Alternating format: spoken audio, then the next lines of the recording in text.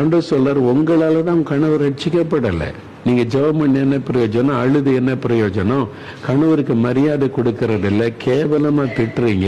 ஒரு அவிசுவாசி கூட இந்த வார்த்தையை சொல்ல மாட்டான், இந்த வார்த்தை சொல்லி திட்டிட்டீங்க. உண்மைதானே? ஆண்டவர் சொல்றாருல, வாயை மூட்டு அமைதி ஆயிட்டு அப்படியே கண்ணீர் விட்டு அழுது தலை கொனிஞ்சு நின்னாங்க. நான் சொன்ன சிஸ்டர், முதல்ல நீங்க மனம் திரும்பணும். நீங்க இந்த காரியத்தில் ஆண்டவரே என்னை மன்னியும்.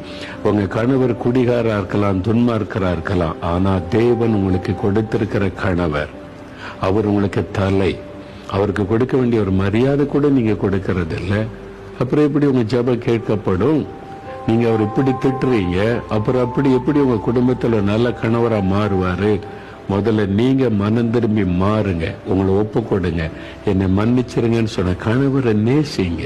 அவர் ஏதோ அந்த பாவத்தில் அகப்பட்டு வேணும்னே குடிப்பாங்க, அந்த குடிப்பழக்கத்துல போயிட்டாரு, அந்த கண்ணிக்குள்ள அகப்பட்டுக்கிட்ட இப்ப விட முடியல, அந்த பாவத்துல பிசாசு அவர் அலைக்கழிக்கிறான். அப்ப நீங்க தான் ஜெபிக்கணும், நீங்க தான் உத்தரவாதம் எடுக்கணும்.